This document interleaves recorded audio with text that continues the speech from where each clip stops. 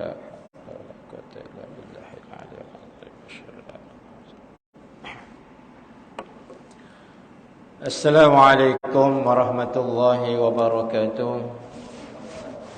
Bagi memulakan majlis ilmu kita pada malam ini, sama-sama kita buka dengan baca Ummul Kitab dan bacaan 10 ayat suratul Kahfi.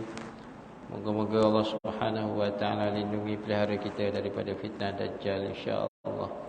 Innabil karim wa ala alihi wa ashabil kiram. Al-Fatihah. A'udzu billahi minasy syaithanir rajim. Bismillahirrahmanirrahim. Alhamdulillahi rabbil alamin. Ar-Rahmanir Rahim. Maliki yaumiddin.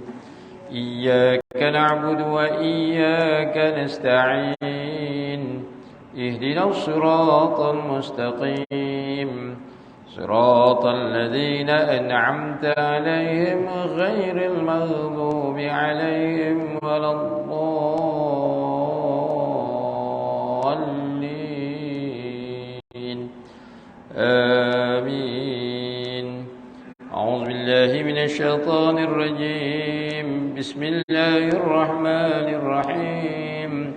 Alhamdulillahilladzi anzala 'ala 'abdihi al-kitaba wa lam yaj'al lahu 'iwaja qayyiman liyunzira ba'san shadidan min ladunhu wa yubashshiral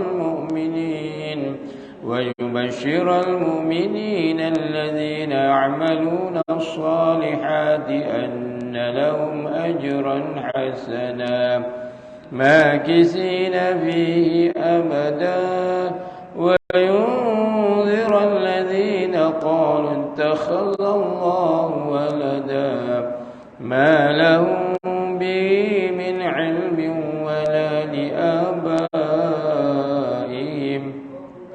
كبرت كلمة تخرج من أفواههم إن يقولون إلا كذبا فلعلك باخع نفسك على آثارهم إن لم يؤمنوا بهذا الحديث أسفا إنا جعلنا ما على الأرض زينة لها لنبلوهم أيهم أحسن عملا وإنا لجاعلون ما عليها صعيدا جرزا أم حسبت أن أصحاب الكهف والرقيم كانوا من آياتنا عجبا إذ أوى الفتية إلى الكهف فقالوا ربنا آتنا من لدنك رحمة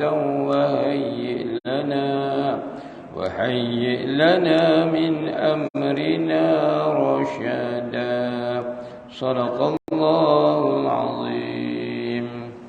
بسم الله الرحمن الرحيم.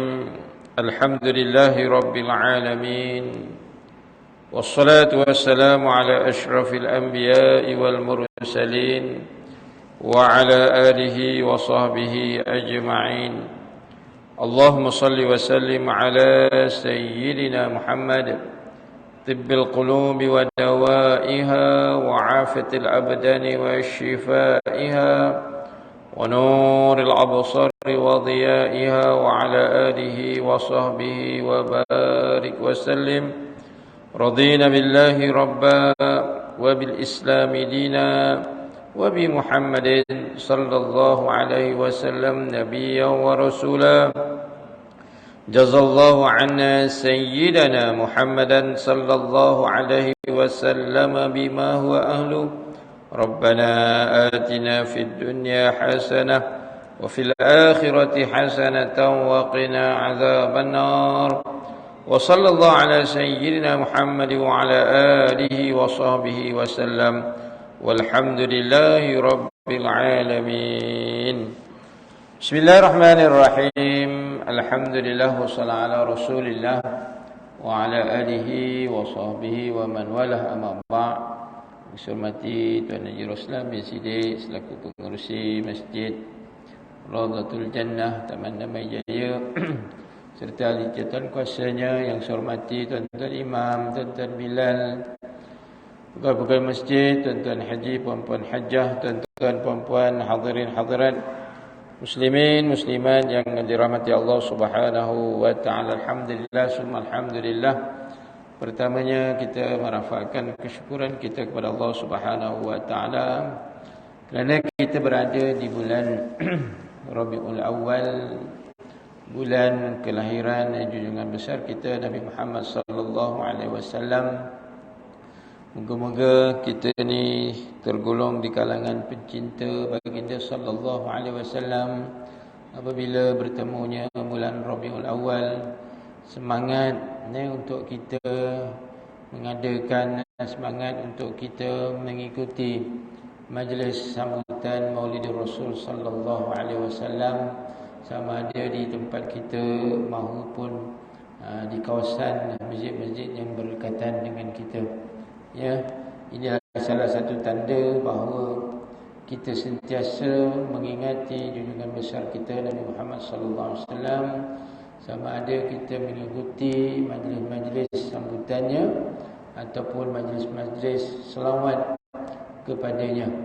Moga-moga dengan amalan yang kita lakukan ini tidak mengurangkan kita, malah kita berterusan terus mencintai baginda sallallahu alaihi wasallam. Maka perbanyakkanlah mengingati dan memperbanyakkanlah selawat kepada baginda sallallahu alaihi wasallam, sebagaimana yang disebutkan oleh Nabi sallallahu alaihi wasallam, awlan nasi bi yaumal qiyamah aktsaruhum alayya salatan. Seutama-utama manusia, kata Nabi sallallahu alaihi wasallam, seutama-utama manusia di sisi aku di hari kiamat nanti adalah orang yang paling banyak berselawat kepada Rasulullah sallallahu alaihi wasallam. Moga-moga tuan-tuan, kitalah orang, kitalah insan yang disebut melalui sabdaan baginda sallallahu alaihi wasallam ini. Dan kebiasaannya kita tahu bahawa mula pada 1 Rabiul Awal sampailah pada 12 Rabiul Awal, setiap malam, setiap hari diadakan majlis ini. Para habaib, para pencinta-pencinta Nabi, bermula daripada 1 Rabiul Awal sampailah malam kemuncak, hari kemuncak, iaitu 12 Rabiul Awal. Mereka mengadakan sama ada tausiah, ceramah, forum, apa lagi tuan-tuan, selawat. Itu biasa mereka buat. Tapi dalam masa yang sama mereka tak juga melupakan jamuan tuan-tuan. Kita buat hari 12 Rabiul Awal tu lah tuan-tuan, ataupun kita sambut pada 12 Rabiul Akhir ke, ikutlah pihak masjid nak buat bila. Kalau nak buat 12 hari berturut-turut tu, bengkok masjid ustaz dia kata. Tapi kalau berani buatlah tiap-tiap malam, boleh je Ruslan. InsyaAllah kalau kita nak buat, insyaAllah Allah Ta'ala akan bagi jalan dengan. Jadi kembali kepada apa yang kita nak bicarakan, apa yang kita nak bahaskan tuan-tuan dalam kitab Khilafiyah, persoalan dan penjelasan. Masih lagi kita membicarakan tentang mafhum dan bentuk ibadah. Qala musannifu rahimahullahu ta'ala wa nafa'a fi daraini.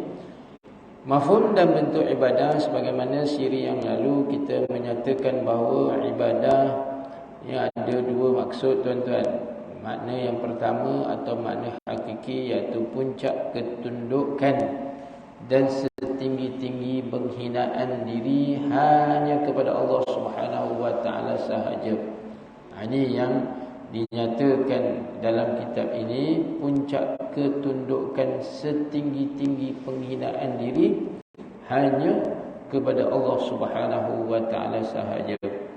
Dan pada malam ini kita menyambung di muka surat 66 ke semua tiga ciri ini.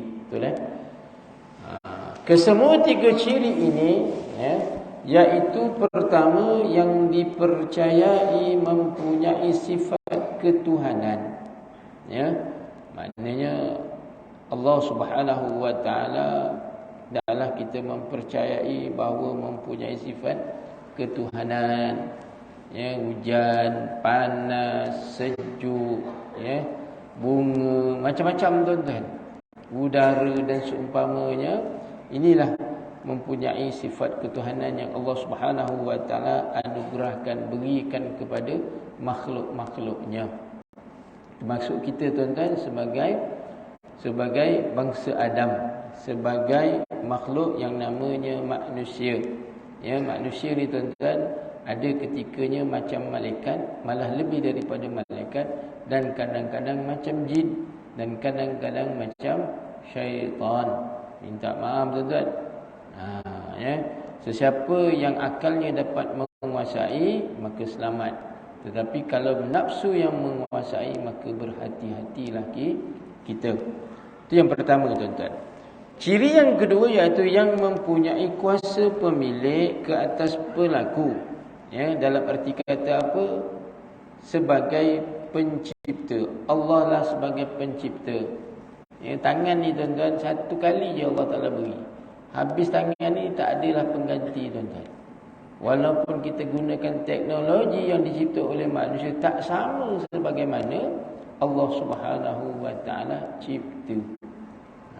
Sebab tu kena bersyukur, berterima kasih kepada Allah Subhanahu wa taala kerana amanah Allah pinjamkan tangan kita ni. Cuba tuan-tuan tak ada tangan, maksudnya tangan tak berfungsi macam mana? Begitulah ibaratnya tuan-tuan. Kita tak mampu, yang kuasa hanya Allah Subhanahu wa taala. Nak tengok dan lihat tuan-tuan, ya, tangan ni, tangan kudrat kita ni makin lama makin kurang. Dulu umur kita belasan tahun kita genggam kuat tuan-tuan. Umur kita 30 tahun kuat kita genggam. Umur 60 tahun agak-agak macam mana genggaman kita tuan-tuan? Dah kurang banyak. Ya, betul tak Cik Syam? Dah kurang banyak dah. Jangan action lah. Hati je tuan-tuan yang kuat. Kudrat dah banyak yang kurang. Ya. Umpamanya macam kita suka buat kebun tuan-tuan. Kita nak buat kebun. Ya, umur dah 70 tahun. Tengok niat di hati tu macam kuat sangat. Baru cangkul 10 kali dah tak boleh dah. Maknanya menunjukkan kepada kita bahawa siapa yang lebih berkuasa. Makhluk tak berkuasa tuan-tuan. Ya. Jadi dialah pencipta, dialah pemberi rezeki. Allah Ta'ala ni pemberi rezeki kepada kita. Alhamdulillah. Macam-macam rezeki yang Allah Subhanahu wa taala anugerahkan kepada kita. Ya. Udara yang kita hirup tuan-tuan, yang kita hidup, yang kita ambil, tak pernah pun Allah Ta'ala minta dibayar. Ada? Tak ada tuan-tuan. Tapi kalau kita sakit, perlu oksigen, perlu tak dibayar? Mana ada free tuan-tuan? Tuan-tuan pergi hospital ada free? Tak ada. Register kena RM1 bayar tuan-tuan. Ya? Tak ada free tuan-tuan. Pergi bilik air pun kena bayar 20 sen. 20 sen.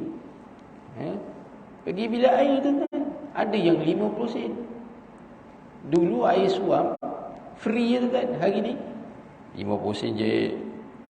Masya Allah. Bayangkan tuan-tuan. Ya? Baru kita tahu, ya Allah. Ya? Air sungai yang kita ambil tu tak kena bayar tuan-tuan. Tapi air SAG kena bayar. Runhill SAG tu, kalau tuan-tuan tak bayar 2 bulan, diingatkan. 3 bulan tak bayar, terus potong. Ya? Ambil air dekat sungai tu, kena bayar? Tak, bagi saja Allah Ta'ala ambil lah. Tuan-tuan yang dirahmati Allah, dialah sebagai pencipta, dialah sebagai pemberi rezeki, dialah juga yang menghidupkan, dia juga yang mematikan. Allah Ta'ala hidupkan kita, Allah Ta'ala akan matikan kita. Buat masa ini kita hidup, tapi ada ketikanya nanti saat kesemua orang akan meninggal dunia. Matilah maksudnya. Ya. Tak ada yang hidup buat selama-lamanya. Termasuklah malaikat Israel alaihi salam pun makhluk yang terakhir nyawanya itu diambil. Dia sendiri yang ambil, tuan-tuan. Barulah dikata Allah, kalau begini sakitnya, jawatan sebagai penyambut nyawa, pencabut nyawa tidak akan kusandang.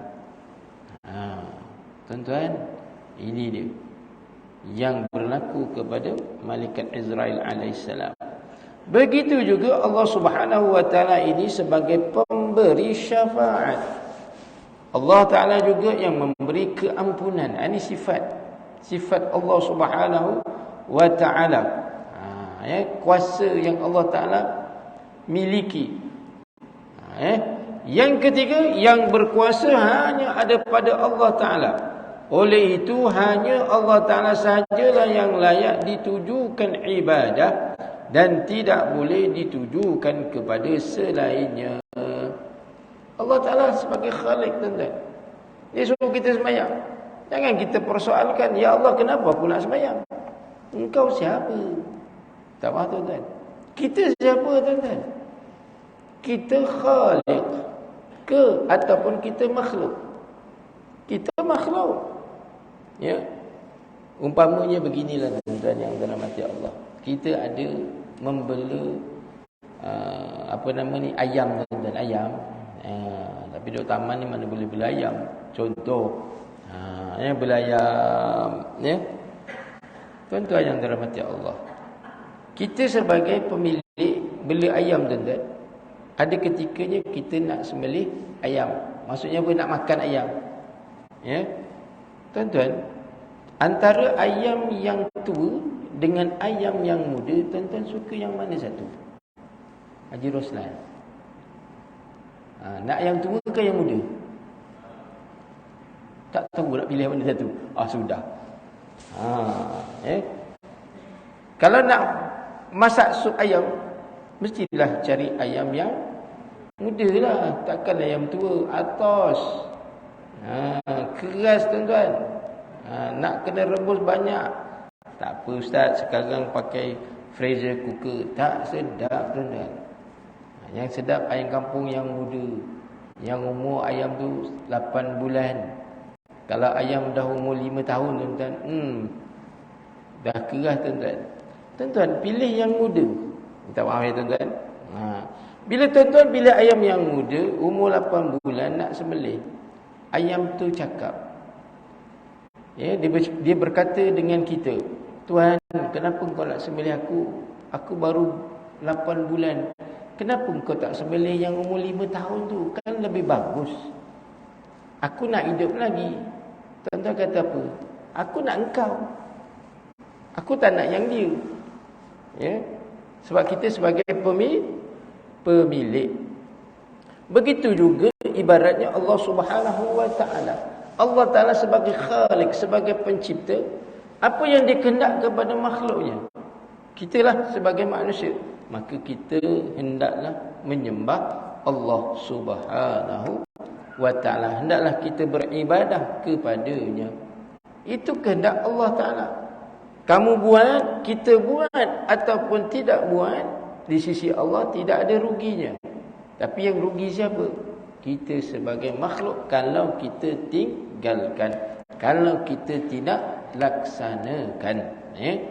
Sebab tu ibadah yang kita buat perlulah ditujukan hanya kepada Allah Subhanahu wa taala. Allah Taala yang layak kita tujukan, dan tidak boleh ditujukan kepada selainnya, sama ada kepada sesama manusia atau lain-lainnya. Buat ni kenapa? Buat ini kerana orang. Habis, tuan-tuan. Bila kita buat sesuatu amalan ditujukan kepada makhluk, itu namanya tidak ikhlas. Bila tidak ikhlas, maka tidak dinilai oleh Allah Subhanahu wa taala. Tak dapat apa-apa ganjaran. Ya? Tidak dapat apa-apa ganjaran. Hanya dapat pujian daripada manusia. Kita buat ibadah, kadang-kadang dihina, tuan-tuan. Apalah buat benda ni? bukan ada faedahnya pun. Itu kata kita. Ya. Tetapi di sisi Allah mungkin ada yang kita tidak tahu, tuan-tuan.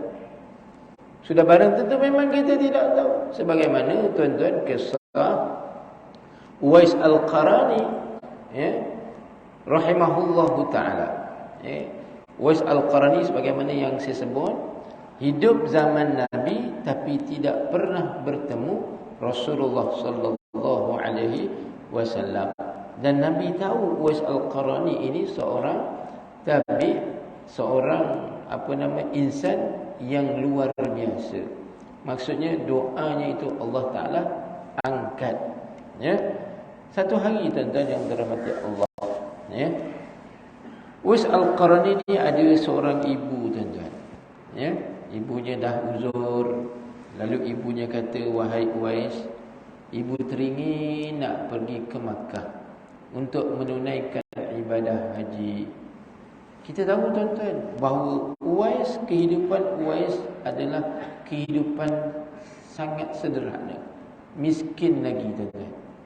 Ya, bila ibunya, tuan-tuan, meminta kepadanya supaya tunaikan kehendak ibunya, nak ke mana?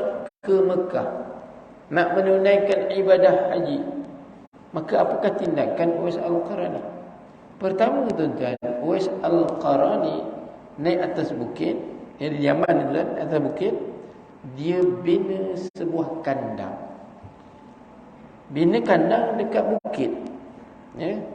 Orang dah kata, orang yang melihat Uwais ni kata, apalah Uwais ni, macam tak betul aja. Tak apa.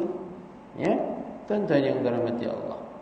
Kemudian dah siap kandang, dia beli seekor anak lembu. Ya. Uwais Al-Qarani beli anak lembu, tuan-tuan, dia bela. Dia bela. Setiap hari dia akan bawa turun dan naik. Daripada bukit dia bawa turun, bagi makan, tuan-tuan. Kemudian dah bagi makan, naik atas lagi. Itu rutinnya setiap hari. Lembu makin lama makin berat, bukan makin lama makin ringan, tuan-tuan. Lembu bila diberi makan membesar. Ya, kita, tuan-tuan, dah nak meninggal dunia makin mengecil. Cuba bayar kita kembang, tuan-tuan. Nanti orang nak angkat jenazah kita, ya Allah, beratnya lah dia ni. Berat dosa ke apa? Ya.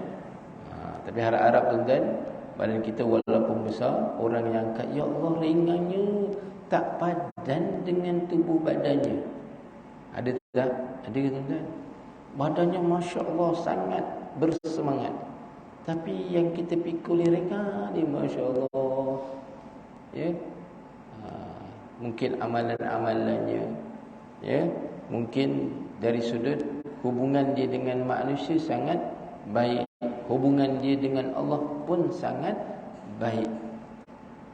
Tuan-tuan yang dirahmati Allah.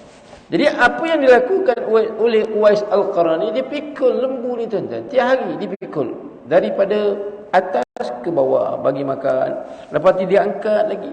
Dan orang kampung kata Uwais Al-Qarani ni seorang yang tidak sempurna akalnya. Maksudnya apa? Gila. Ya. Ini hinaan di kalangan masyarakat Yaman ketika itu, tuan-tuan. Tuan-tuan, beberapa bulan, ya, dilakukan oleh Uwais Al-Qarani. Itulah rutinnya. Tiba cukup masa, tuan-tuan, apa dia buat? Dia pikul. Ya. Masuk je bulan Syawal, tuan-tuan, dia pikul, tuan-tuan. Pikul ibunya. Ya, pikul ibunya ke mana? Ke Makkah. Jalan kaki, tuan-tuan. Tengok. Itu dia, praktis dia, latihan dia. Ya, tanpa henti, rehat untuk makan saja. Keperluan ibadah saja. Maksudnya apa? Waktu sembahyang, teruskan perjalanan, tidur seketika itu. Kita, Masya Allah, pikul ibu, bawa. Ya. Tangan kanan dan kiri bekalan makanan. Ibu di atas, bahunya tuan-tuan dipikul. Allahu Akbar. Kita minta maaf tuan-tuan, kadang-kadang mak sakit nak turunkan daripada katil. Allah, mak beratnya. Tak sebut tuan-tuan, tapi hati berkata-kata, ya Allah, apa? Bayangkan tuan-tuan. Itu dia. Nak menunjukkan kepada kita bahawa walaupun dihina, tetapi di sisi Allah Subhanahu wa taala ada keistimewaan yang kita tidak ketahui. Setelah itu barulah diketahui, ya Allah, hebatnya Uwais Al-Qarani. Inilah makna ibadah dalam firman Allah Subhanahu wa taala, la ilaha illa ana fa'budun. Suratul Anbiya ayat 25. Jadi Tuhan yang berhak disembah melainkan Allah, oleh itu beribadahlah kamu kepadanya. Daripada kita tidur sampailah kita bangun tidur, tidak tidur balik tuan-tuan, maknanya kita dalam keadaan beribadah. Bukannya beribadah waktu tertentu, tidak tuan-tuan. Inna salati wa nusuki wa mahyaya wa mamati lillahi rabbil alamin. Sesungguhnya sembahyang aku, ibadah aku, hidup aku, matiku, semuanya kerana Allah Subhanahu wa taala. Itu kalau diniat tuan-tuan. Makan kerana Allah. Yang kita makan bismillahirrahmanirrahim. Makan kerana apa? Kerana Allah Subhanahu wa taala. Hidup bukan untuk makan, tapi makan untuk hidup. Bila makan tuan-tuan, hiduplah kita. Tapi kalau tak makan tuan, akhirnya boleh meninggal dunia. Ada orang hidup makan ni tuan-tuan. Makan. Non-stop. Nak tidur pun makan lagi tuan-tuan. Nak tidur pun makan lagi. Luar biasa orang ni. Nanti bangun lagi, makan lagi. Pernah jumpa orang ni? Ini hebatnya tuan-tuan. Baru-baru ni tuan-tuan yang dirahmati Allah, saya jumpa sahabat saya dah pencet dah. Dia dah bersara. Dah bersara buat apa Ci? Haji Roslan dah bersara. Dah bersara buat apa? Yang kerja apa? Biasanya ada orang dah bersara tuan-tuan, dia nak kerja lagi tuan-tuan. Dia duduk rumah 2 bulan je. Ustaz, tak boleh Ustaz, 2 bulan je Ustaz. Kalau aku duduk juga Ustaz, confirm mati cepat Ustaz. Itu kata dia tuan-tuan. Saya tak tahu, tak ada pengalaman tuan-tuan. Tuan-tuan yang dirahmati Allah, bila saya tanya Haji, bila bersara ni buat kerja apa? Saja nak berkongsi maklumat. Alah Ustaz, aku kerja RTM ni Ustaz. Luar biasa kerja RTM. Kerja RTM yang dekat bandar tu kata. Tak ada lah Ustaz, RTM. Dalam kepala otak saya ni, apa benda RTM ni tuan-tuan? Ni tanya betul ni je, kau kerja RTM, kerja RTM tu ke? Tidak, Radio Televisi Malaysia ke? Tidak, dia kata RTM lah. Orang terus benda tuan-tuan. Lalu dia kata, alah Ustaz, RTM tu maksudnya apa Ustaz? Relax, tidur, makan. Relax, tidur, makan. Itulah aku ni bersara. Itulah tiap-tiap hari tuan-tuan. Bangun tidur, confirm makan.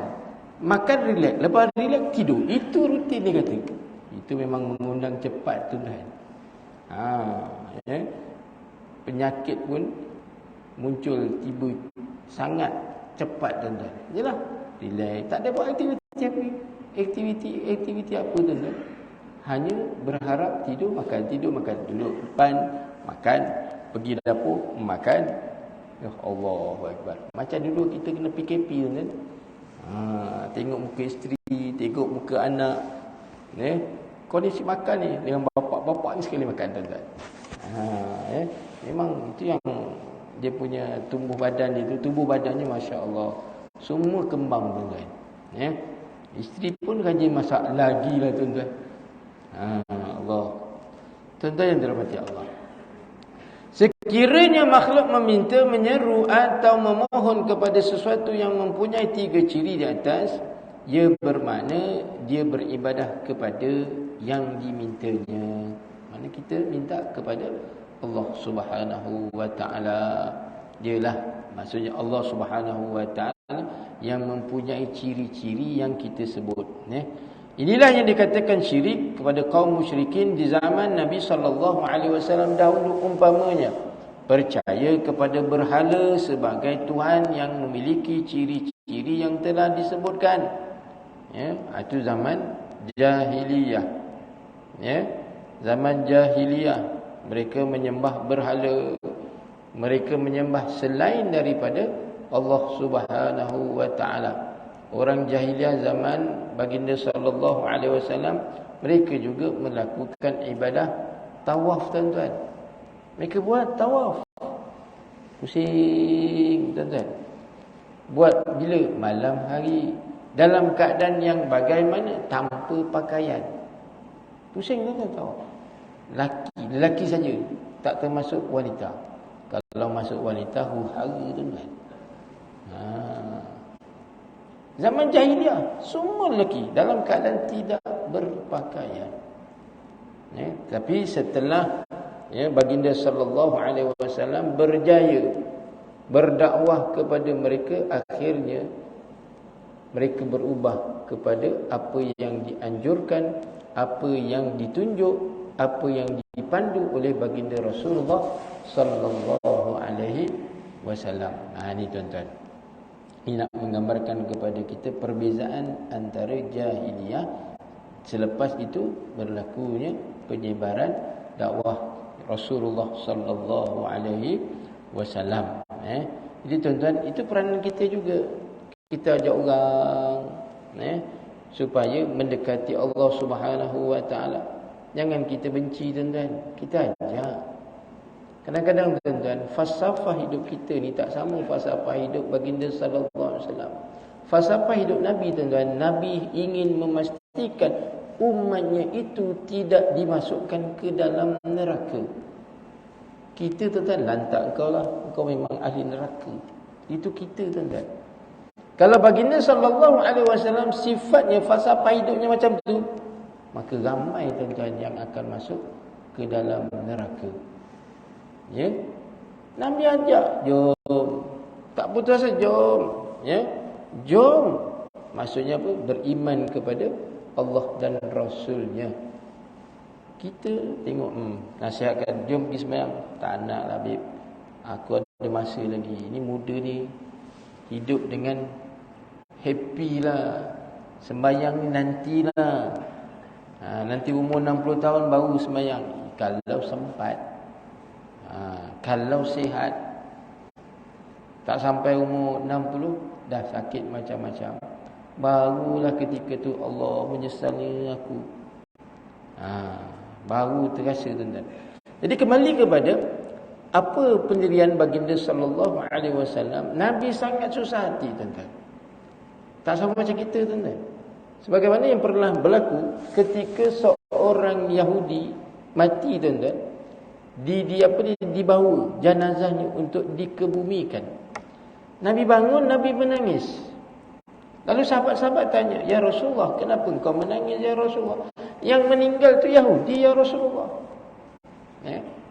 Nabi jawab, tuan-tuan yang dirahmati Allah, Nabi jawab apa?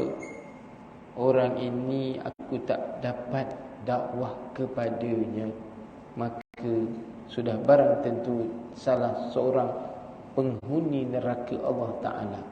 Nabi sedih, Nabi nangis. Kita, tuan-tuan, sebaliknya. Ni kadang-kadang minta maaf, tuan-tuan. Kadang-kadang contoh, kita nampak tempat maksiat, kita bom dia, tuan-tuan. Kita bom dia. Habis, alhamdulillah, mati semua tu. Allahu Akbar. Tuan-tuan, kalau mati dia, tuan-tuan, ke mana dia pergi, tuan-tuan? Nanti alam kebangkitan, hari diadili, ke mana dia pergi, tuan-tuan? Sama ada di syurga, mahu ke di neraka. Kita kalau duk fikir akal kita yang sihat, sudah barang tentu hukumnya adalah di neraka.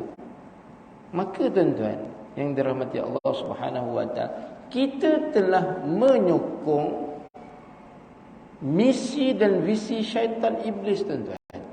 Apa misi dan visi syaitan? Meramaikan penghuni neraka. Tengok, tuan-tuan. Meramaikan penghuni neraka.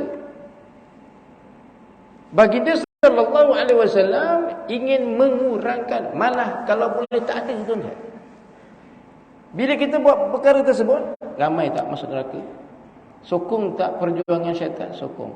Sebagaimana yang pernah berlaku, ini berlaku di Mesir, tuan-tuan. Syekh almarhum Syekh Mutawalli Sya'rawi rahimahullah taala, ketika itu bertanya seorang pemuda yang ekstrim, tuan-tuan. Nampak tempat disko dibom, mati orang, tuan-tuan. Maka Syekh tanya, kenapa kamu buat lakukan perkara seumpama itu? Yalah, mereka ni buat maksiat, kita bunuh semua. Kita bunuh semua. Bila dah mati, selesai. Apa Syekh kata? Kamu punya perjuangan tak sama sebagaimana perjuangan Rasulullah sallallahu alaihi wasallam.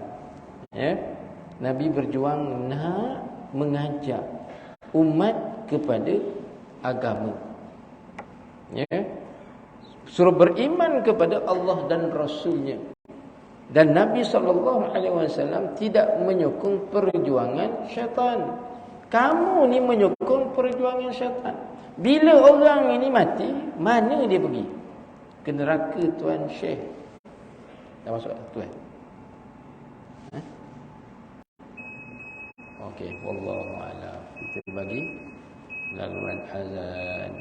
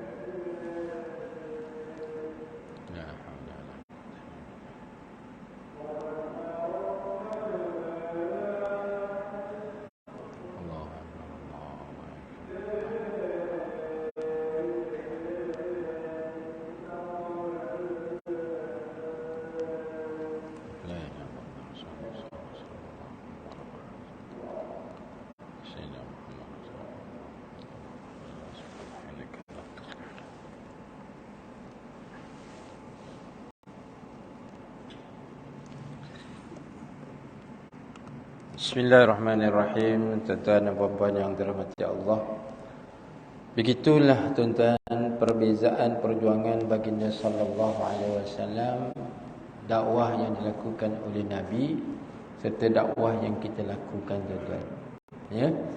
Jadi Kita tuan-tuan, bila orang tu tak terima, maka kita lantak dia lah. Dia memang nak masuk neraka, ya. Tapi Nabi tak. Nabi teruskan, ya. Nabi teruskan risalah dakwah Nabi supaya mereka tidak dimasukkan ke dalam neraka. Berusaha tuan-tuan. Jadi kita tuan-tuan, walaupun mereka enggan, tak apa. Jangan pernah berputus asa. Tuan, jom kita pergi masjid. Ya, tuan-tuan, kita kata jom pergi masjid. Saya tuan-tuan yang dirahmati Allah, pernah tuan-tuan, dah ada dah depan tangga masjid. Jom masuk masjid. Tak apa ustaz. Ustaz masuk dulu. Kita dah habis main tuan-tuan, sampai ke sudah tuan-tuan. Allahu Akbar. Nak marah, dah banyak umur tuan-tuan. Ya, tapi yalah, hanya yang kita mampu mengajak serta berdoa, moga-moga Allah Ta'ala buka hatinya. Alhamdulillah. Akhirnya tuan-tuan, orang itu masuk ke rumah Allah Subhanahu wa Ta'ala dan dapat bersama-sama menghidupkan rumah Allah Subhanahu wa Ta'ala. Itu tuan-tuan. Jadi tuan-tuan yang dirahmati Allah, kalau ada orang tuan-tuan nak berubah, ya, walaupun mungkin penampilan itu agak tidak selesa kita pandang, jangan terus marah tuan-tuan. Ni kadang-kadang minta maaf. Ni berlaku tuan-tuan dalam masyarakat kita. Ni kadang-kadang pemuda-pemuda ni, ya, dia baru nak mendekati masjid. Tapi malam ni tuan-tuan, dia pergi ke masjid, baju dia apa? Kasbek tuan-tuan. T-shirt kasbek. Kita kat masjid tengok, oi, budak ni pakai kasbek. Agak-agak macam mana tuan-tuan? Terus dekat ni, kau ni tak ada adab ke? Tuan-tuan, minta maaf tuan-tuan yang dirahmati Allah, ya? Agak-agak budak tu baru je nak dekat dengan masjid, agak-agak dia terus dekat masjid, confirm lari tuan-tuan. Confirm lari. Sebab apa? Sebab kita tidak menyelesaikan masalah dia. Dia nak contoh dia nak selesaikan masalah. Orang kata kalau ada masalah datang masjid, insya-Allah selesai masalah. Maksudnya mohon kepada Allah Subhanahu wa Ta'ala. Tiba-tiba datang masjid kena marah pula. Terus tak pergi tuan-tuan. Ada tuan-tuan berlaku. Ada saudara baru, cerita saudara baru ni tuan-tuan. Seronok juga tuan-tuan. Dia baru masuk Islam, orang Cina tuan-tuan baru masuk Islam. Bila datang masjid, orang tanya, kau baru masuk Islam Ya, baru masuk Islam. Alhamdulillah.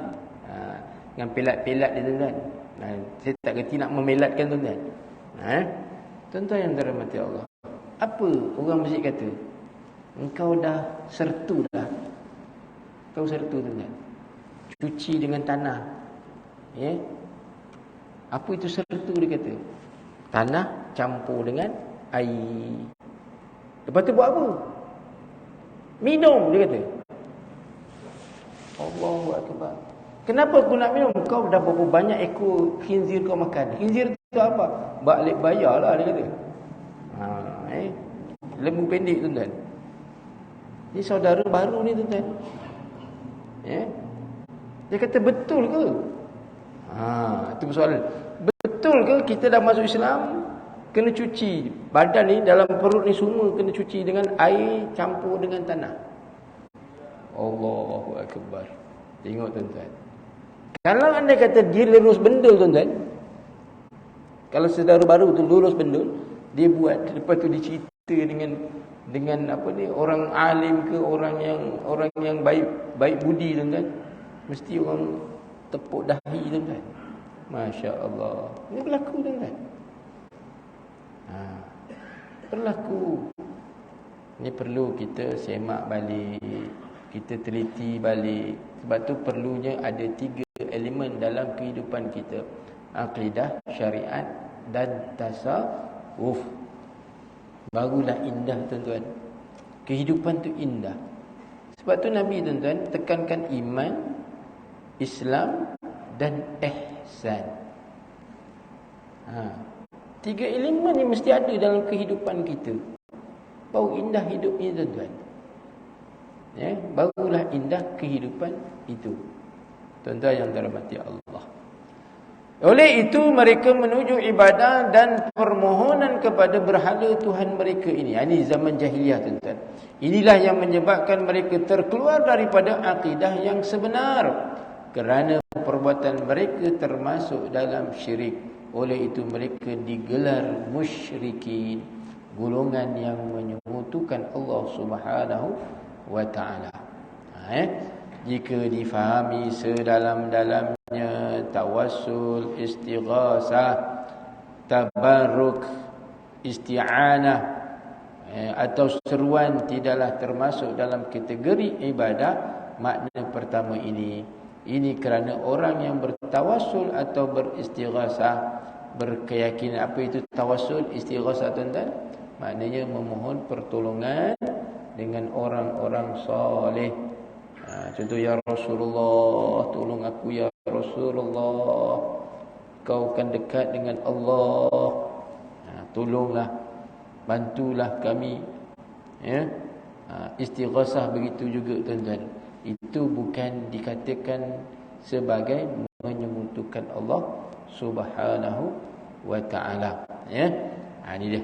Berkeyakinan bahawa para rasul dan wali Allah boleh memberi pertolongan dengan izin, kehendak, perintah dan kudrat Allah Subhanahu wa ta'ala semata-mata. Bukannya mereka boleh memberi pertolongan dengan kekuasaan mereka sendiri. Sebenarnya mereka itu orang yang soleh, orang yang baik. Hubungan dia dengan Allah tak ada masalah tuan-tuan. Hubungan dengan manusia tidak ada masalah. Kita tuan-tuan minta maaf, kita kadang-kadang hubungan kita dengan Allah ada masalah. Tak punctual tuan-tuan. Faham sembahyang ikut dan tuan-tuan. Agak lapang sembahyang awal, tak lapang lewat tuan-tuan. Ni kadang-kadang minta maaf. Jamak zuhur dan asar tuan-tuan. Sedangkan dia bukan musafir tuan-tuan. Faham maksud saya?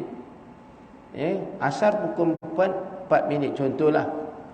Dia sembahyang zuhur pukul berapa? 3.55 tuan-tuan. Dan nak masuk asar dah. Allahu Akbar. Selesai saja doa, Allahu Akbar, Allahu Akbar, alhamdulillah, dah masuk asar. Bayang asar itu saya kata jamak zuhur dan asar. Allahu Akbar. Ini dia. Maknanya hubungan Allah tu dia tidak jaga. Apatah lagi hubungan dia sesama manusia. Tengok orang ni sakit hati, tengok orang tu sakit hati. Macam mana kita tuan-tuan? Jadi di sini menunjukkan bahawa bila kita memohon pertolongan dengan doa daripada orang-orang soleh, insya-Allah moga-moga Allah Subhanahu wa taala bantu. Macam tadi tuan-tuan, ustaz boleh tolong tak? Tolong apa Haji? Saya nak buat majlis walimah minggu depan. Sekarang ni macam musim hujan aja. Boleh tak tolong doakan? Boleh, insya-Allah. Sembahyang hajat kita doa tuan-tuan. Jangan pula pergi jumpa bomoh hujan. Sudah tuan-tuan. Ada tak yang jumpa bomoh? Ada tuan-tuan. Nak buat majlis walimah ni. Mana nak pergi tu Ji? Apalah ustaz macam tak faham ni. Jumpa bomoh hujan lah ustaz. Sudah. Itu bahaya tuan-tuan. Jangan sekali-kali kita menyekutukan Allah Subhanahu wa ta'ala. Oleh kerana kurang memahami, wallahu alam, insya-Allah tuan-tuan, kita akan sambung lagi pada siri akan datang berkaitan tentang mafhum dan bentuk ibadah. Jadi kita tawakuf dengan tasbih kafarah dan suratul asri. Bismillahirrahmanirrahim. Subhanakallah bihamdika asyhadu an la ilaha illa anta astaghfiruka wa atubu ilaik. Bismillahirrahmanirrahim. Wal 'asr innal insana lafi khusr illa allazina amanu wa 'amilus solihat wa tawassaw bil haqqi wa tawassaw bis sabr. Aqulu qawli hadza wa astaghfirullahal azim li wa lakum. Assalamualaikum warahmatullahi wabarakatuh.